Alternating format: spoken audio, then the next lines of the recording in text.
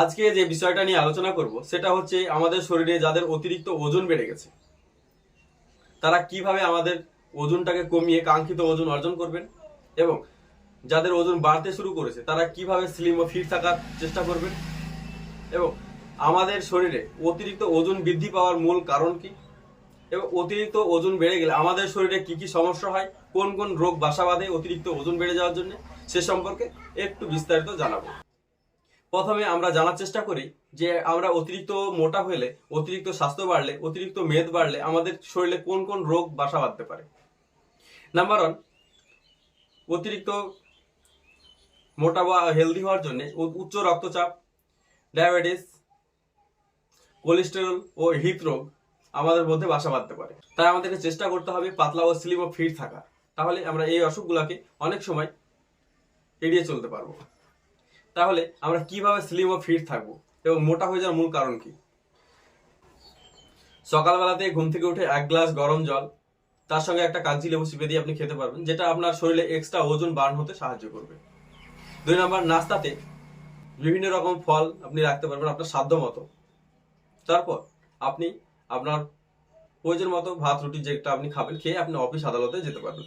আপনি যেহেতু এই খাবারটা খাওয়ার পরে কর্মক্ষেত্রে যাচ্ছেন, কাজকর্ম করছেন, তাহলে আপনার যে খাবারটা আপনি খেলেন বা যে ক্যালোরিটা গ্রহণ করলেন সেটা, সে শক্তিটা আস্তে আস্তে ক্ষয় হয়ে যাবে বা খরচ হয়ে যাবে।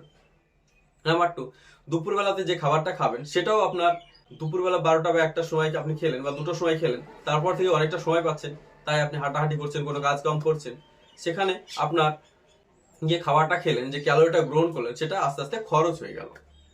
কিন্তু রাত্রের খাবারটা আপনাকে অবশ্যই 7টার আগে খাওয়ার চেষ্টা করতে হবে। আমাদের শরীরে অতিরিক্ত ওজন বেড়ে যাওয়ার মূল কারণ হিসাবে রাত্রের খাবারকে ধরা হয়। রাত্রের খাবারটা যদি, অনেক সময় আমরা এরকম করে থাকি যে আমাদের রাত্রের খাবারটা 9টা, 10টা বা 11টার সময় খেলাম, খেয়ে সঙ্গে সঙ্গে শুয়ে পড়লাম। সঙ্গে সঙ্গে শোয়ার কারণে আমাদের শরীরে এক্সট্রা যে ওজন আছে সেটা তো আছেই, কিন্তু খাবার খাওয়ার পরে যে খাবারটা আমি খেলাম, সে যে ক্যালোরিটা গ্রহণ করলাম বা সে যে শক্তিটা আমার রূপান্তরিত হবে, সেটা আস্তে আস্তে ফ্যাটে রূপান্তরিত হবে, সেটা খরচ না হয়। তাই রাত্রের খাবারটা যদি আমরা 7টার আগে খেয়ে ফেলি, তাহলে কি হবে, আমি 7টার আগে হালকা করে খাবার খাবো, 2 চামচ চালের ভাত বা একটা রুটি, তাহলে দেখবেন যে অতিরিক্ত স্থূল হয়েছেন সেটা আপনার আস্তে আস্তে কমতে শুরু করেছে, এবং অতিরিক্ত মোটা হওয়ার যে প্রবণতা আছে সেটা আস্তে আস্তে কমতে শুরু করেছে। তাহলে আপনি পাতলা হতে পারেন, তাহলে বা স্লিম হতে পারেন, বা যদি ফিট হতে পারেন, যদি আপনি স্লিম হতে পারেন, যদি আপনি ফিট হতে পারেন, তাহলে আপনার কি হৃদরোগ, ডায়াবেটিস, কোলেস্টেরল, উচ্চ রক্তচাপ এগুলোকে আপনি এড়িয়ে চলতে পারবেন। তার সঙ্গে সঙ্গে আপনাকে চেষ্টা করতে হবে অতিরিক্ত যারা মাছ মাংস খাওয়ার প্রবণতা আছে তাদেরকে অতিরিক্ত মাছ মাংস খাওয়ার প্রবণতাকে কমিয়ে নিয়ে আসতে হবে। যদি অতিরিক্ত স্থূল বা মোটা হয়ে যান, তাহলে মাছ মাংসকে 2-6 মাস চেষ্টা করতে হবে টোটালে এড়িয়ে চলা, আপনার কাঙ্ক্ষিত ওজন অর্জন হওয়া পর্যন্ত। যখন দেখবেন যে আপনার কাঙ্ক্ষিত ওজন অর্জন হয়ে গেছে, তখন আপনি 1 মাসে 2 মাসে আপনি 1 দিন বা 2 দিন মাছ মাংস খেলেন, তাতে কোনো সমস্যা আসবে না। তার সঙ্গে আরো চেষ্টা করতে হবে অতিরিক্ত বিরিয়ানি, পোলাও খাওয়া থেকে বিরত থাকতে হবে। খুব খেতে ইচ্ছা করলে মাসে 1 দিন খান, অল্প করে খান, যেটা আপনার শরীরে ইফেক্ট ফেলতে না পারে। যদি এই নিয়মে আপনি চলতে পারেন, তাহলে আপনার ওজন কোনোদিন বাড়বে না, এবং যে ওজন অতিরিক্ত যদি ওজন বৃদ্ধি থাকে, তাহলে সেটাও আস্তে আস্তে কমতে শুরু করবে। তাহলে আমাদেরকে কি করতে হবে? সর্বশেষে আমরা এই কথাই বলতে পারি যে সন্ধ্যা 7টার আগে রাত্রে খাবার সেরে নিতে হবে।